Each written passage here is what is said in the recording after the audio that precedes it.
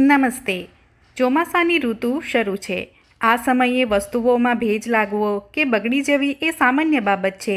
શું એવી કોઈ ટિપ્સ છે જેના દ્વારા આપણે આ વસ્તુઓથી છુટકારો મેળવી શકીએ? ચાલો આ વિડીયોની મદદથી સમજીએ. Tip number 1. માચિસને ભેજથી બચાવો. માચિસની સળીને ભેજથી બચાવવા માટે માચિસની ડબ્બીને હવાચુસ્ત ડબ્બામાં મૂકો. Tip number 2. ચોખામાં જીવાત પડવી. ચોમાસામાં ચોખામાં જીવાત પડવાની શક્યતાઓ વધારે હોય છે. ચોખામાં એક મુઠ્ઠી તેજપત્તા અથવા સૂકા લાલ મરચાં મૂકવાથી જીવાત પડતી નથી. Tip number 3. છરી ઉપર કાટ લાગવો. ચોમાસામાં લોખંડની વસ્તુઓ પર કાટ લાગવો સામાન્ય બાબત છે. કાટ લાગેલ ભાગમાં ડુંગળી ઘસવાથી કાટ નીકળી જાય છે. Tip number 4. ગેસ લાઇટર કામ ન કરે. ભેજના કારણે લાઇટર બંધ થઈ જાય. ગેસનું બટન બંધ કરી ગેસના ગરમ બર્નર પર લાઇટર મૂકવાથી કામ થઈ જાય છે. Tip number 5. મોબાઈલમાં પાણી જવું. ચોમાસામાં ક્યારેક મોબાઈલમાં પાણી જવાની શક્યતા રહે છે.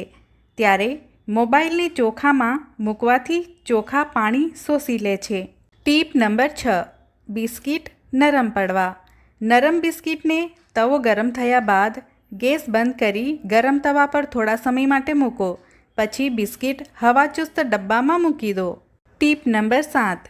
સૂજીમાં જીવાત પડવી. સૂજીમાં થોડા સમય પછી જીવાત પડી જાય છે.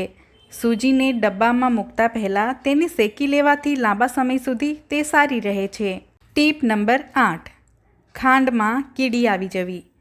10-12 લવિંગ ખાંડના ડબ્બામાં મૂકી દેવાથી કીડી ખાંડમાં જતી નથી. Tip number 9. લીલા મરચાં લાંબા સમય સુધી તાજા રાખવા. ફ્રીજમાં મૂકતા પહેલાં મરચાંના ડીંટિયા કાઢી નાખો. મરચાંને કાગળમાં લપેટી ડબ્બામાં મૂકવાથી મરચાં લાંબા સમય સુધી તાજા રહે છે.